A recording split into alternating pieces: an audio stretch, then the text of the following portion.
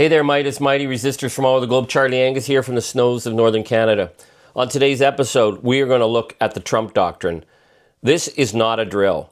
For all those who said Trump was being erratic, Trump was being Trump is just shooting his mouth off. No, Trump has laid out his global plan, and it doesn't look good. He is selling Europe out. He is throwing Ukraine under the bus, and he's determined to turn Canada into a vassal state. Where is the outrage in the United States in terms of the political and the media and the legal establishment in dealing with this obvious traitor, this man who would sell his own nation out and sell out his allies?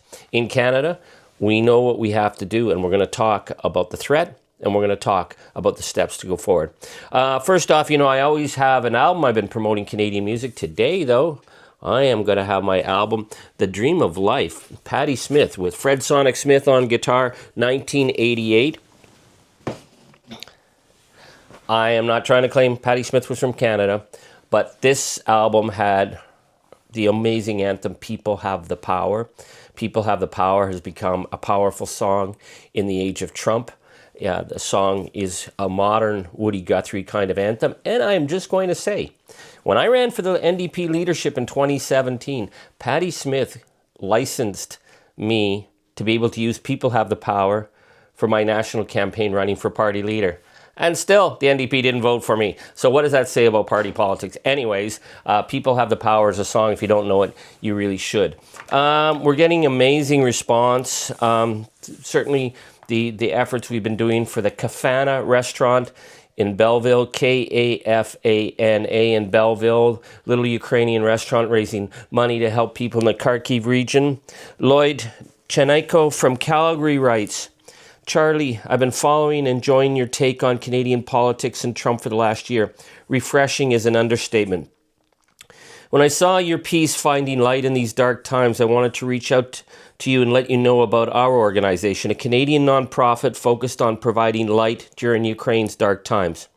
From trauma healing camps and art contests for children to providing a village of temporary mobile homes for families whose houses were destroyed by the Russians, the work we are doing is impacting tens of thousands of people, and it is accomplished through an extensive network of partner churches through Ukraine. Please have people look at our website, www.heart.ca. That's Lloyd in Calgary. So yes, please, at Christmas, let's help Ukraine. This is the most crucial time we are in right now. www.heart.ca. Here's a great one.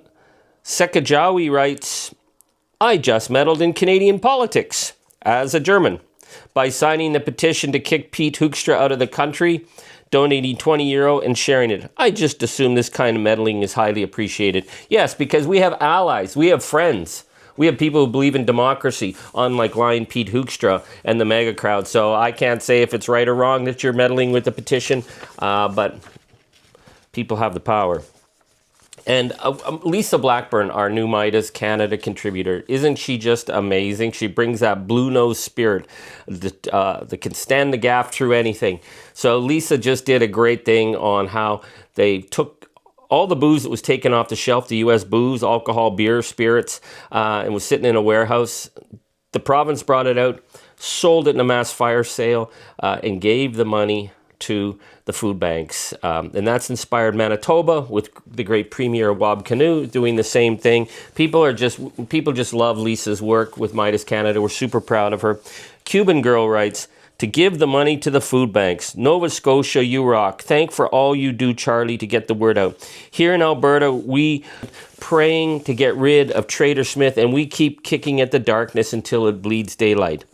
And then Canadian writes, a homesick Nova Scotian here, living in Massachusetts for many years. I love the ingenuity of Nova Scotia and Manitoba to take the funds from the alcohol sales and donate to food banks. Woody Guthrie's song is in my head. All you fascists bound to lose. All you fascists bound to lose. Norm Bond, woohoo! Nova Scotia, elbows up for selling up the U.S. booze and donating it to the food banks. I think all the provinces and territories should follow your lead. Trust the Blue Nosers to come up with this novel idea to create shelf space for some real good old Canadian screech. Charlie, thanks for relaying all the various sayings, etc., from across our great land. I love to hear them, and also from our American friends or any of our worldwide friends who would love to share local sayings.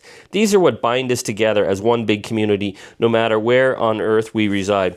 Thank you, Norm. This is why I thought it was really fun and good to start talking about regional accents, regional expressions, as a way of building this common conversation to make us realize we're not isolated, that we do come from roots, and we come from deep roots, and sometimes those roots are really interconnected all over the globe. You're going to see, I've got so many responses on the regional accents and regional expressions. I'm not going to read it today because it would just go on and on and on, but we've got so much to share. We're going to start sharing it out with you.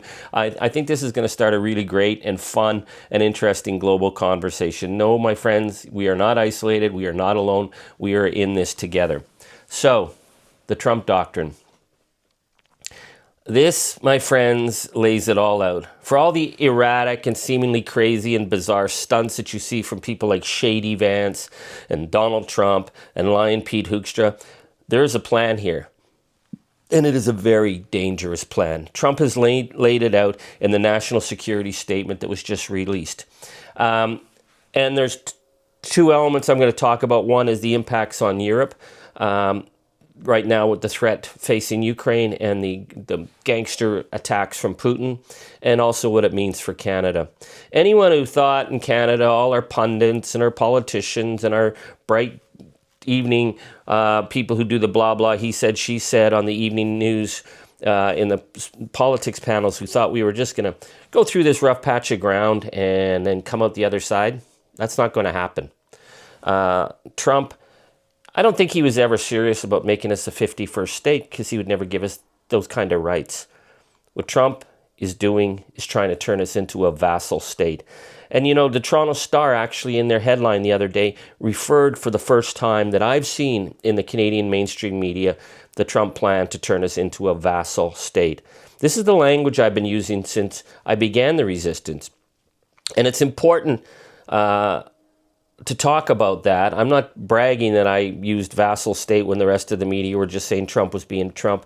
It's that if you know and you see how Trump has operated over the last 40 years, it is so clear. This is gangster politics. What the Trump doctrine that he's just laid out and released is a worldview based on intimidation, threat, and shakedowns, just like gangsters. You know, James Comey in 2017, when Trump was elected, was invited to a private dinner at the White House with Donald Trump, where Donald demanded James Comey, as FBI director, swear personal loyalty, not to the Constitution, to the rule of law, but to Donald Trump himself. And at the same time, he demanded Comey back off on the Russian investigation. And Comey writes, "The encounter left me shaken. I have never seen anything like it in the Oval Office. As I found myself thrust into the Trump orbit, I was having flashbacks to my earlier career as a prosecutor of the mob, the silent oath of assent, the boss in complete control, the lying about all things large and small." What happened next is really deeply concerning, and it ties us into where we are today. Comey told Trump that he could not give him personal loyalty. He would be loyal to the Constitution, and he was not going to back off the Russian investigation. And Trump fired him. And then Trump invited, right after that, into the White House, Sergei Kislyak, the Russian ambassador who was deeply implicated with every one of the key Trump operatives who were later charged and sent to jail for the Russian interference and for their role in the U.S. elections. Sergei Kislyak was invited into the Oval Office along with Sergei Lavrov, who is the hard man for Vladimir Putin. And that's when Trump announced that he had fired Comey. He invited these two senior Russians, particularly Lavrov, into the White House. He actually handed over to Lavrov U.S. intelligence that was classified, and then he bragged to them and announced that he had fired Comey. Why does this matter? Because everything Donald Trump has done has been done in plain view. Everyone can see it, and everyone shrugged at every step of the way. The fact that former CIA intelligence officers were saying clearly that they believed that Trump was not only a Russian asset, but that he was working directly for Russia. So what does this mean in terms of the Trump doctrine? Well, this is a staggering document because it comes as Vladimir Putin is trying to calm the world with this maximalist capitulation demand of Ukraine, which he's had Donald Trump and Donald Trump's corrupt, rotten family promoting, along with the likes of J.D. Vance, to force Ukraine to submit to the illegal invasion, to giving up land, to destroying their sovereignty. And the only thing that's stopping it right now is we have Europe and the West struggling amongst themselves to stand up to Putin. Here's the thing, Putin is not winning this war. He's had over 1 million casualties. The Russian economy is tanking. This is the moment when the West needs to hold the line together, but that's not going to happen because we have the Russian sock puppet in the White House, and Trump has released his document on selling out Europe, on betraying Europe. And as well, Trump is now saying that the American doctrine, when they're looking for allies, they're not looking for allies like Germany, like France, like the UK, like Canada. They're looking for allies amongst racist, extremist parties. It's all there in the document. Trump is supporting the extreme right race parties because he claims that the Europeans are no longer a white civilization, that they're facing civilization erasure. This is this neo-Nazi white supremacist white replacement theory that, black and brown people are going to destroy the white race. Trump has brought this as a national policy in the U.S. where they're targeting immigrants, they're targeting people of color, where Trump is calling people from Somalia garbage, human garbage. This is right out of the Nazi language. Trump has called immigrants poison in the blood. This is Hitler language, to call people garbage. You would think that would shock people. It gets barely a nod or barely a shrug in the U.S. media. This is where they're going. So now he's attacking Europe for not pushing mass deportations. And he's saying that the U.S. is very optimistic and is siding now with the extreme right in Romania, the extreme right in Germany, the extreme right in France, the extreme right in the UK on the issue of race. I just recently talked about how Trump has given the marching orders to his ambassadors like Lion Pete Hoekstra to start pressuring Canada and pressuring other former allies into attacking immigrants. This is race theory as international diplomacy. And also, who else is supporting the far right in Germany, the far right in France, the far right in Romania, the far right in Hungary, the far right in the UK? Vladimir Putin. So Trump and Putin are these two gangster regimes trying to undermine 80 plus years of the West working together for democracy, for the rule of law. And so what does that mean for Canada?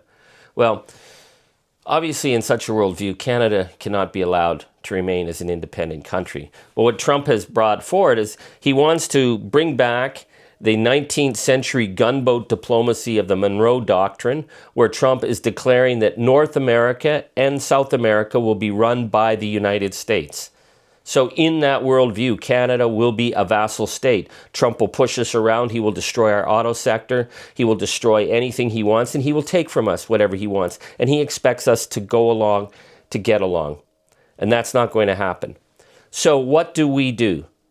Well, number one, we have to say that Canada will no longer give any ground in negotiations. No concessions. I've talked about this before, but every time we give ground to MAGA, they take that ground and then demand more. They are not looking for peace with us. They will be coming after the Kuzma trade deal. It is hurting them, and we're going to get into that in future episodes. The massive damage being done to the United States by Trump's aggressive foreign policy. We have to hold the line. We have to hold that line. We cannot give ground. Number two, we need to dramatically increase our alliances with Europe and support for Ukraine. Ukraine is the front line right now. If Ukraine is allowed to fall, who's to say that Trump is not going to turn on us next? He is a complete imitator of Vladimir Putin's gangster-style politics. If he's willing to send the army against Portland, why wouldn't he send the army against Calgary? This is why we need those alliances, and we need to make sure that we are building outwards to Western allies in democratic countries and insulating ourselves. It is going to mean that we're going to have to dramatically increase military. The F-35, if we don't buy the F-35, it will send Trump into a rage. It's part of his Monroe Doctrine. We can't buy the F-35. We have to draw the line now, even if it means the threats increase, because the threats will increase. Number 3, this is another... What we also need to do is we need to expect better of our politicians. Some of them get it, but many of them seem to be preferring to throw sand in the sandbox as though this is just another silly day in Parliament and in our provincial legislatures. This is an all-hands-on-deck moment, and they better step up. But finally, Canadians, keep doing what you're doing. I know this seems like really dark message that I'm delivering here, but it's what you know, it's what you've been expecting, it's what you've been seeing from the beginning. The boycott that you have maintained is having a huge impact. We have to hold the line. We just got to keep doing what we're doing. If everybody does their part, we just may get through this. And right now, Canada is a light to the world. The rest of the world is watching us because they see us as a front line. So my fellow Canadians, Trump has laid out just how dangerous and malevolent he is. He's laid out the plan that shows the United States has ceased to be a democratic nation and is now pushing dangerous race hate and undermining democracies and thinking they can shake countries like Canada down. We're not going to kiss that gangster ring. We are not going to bend. Not now, not ever. And we will be standing one day longer and one day stronger than anything MAGA can throw at us. That's the news for today from Meidas Canada. Keep kicking at that darkness. It's going to bleed daylight. Thank you, merci, and megwitch.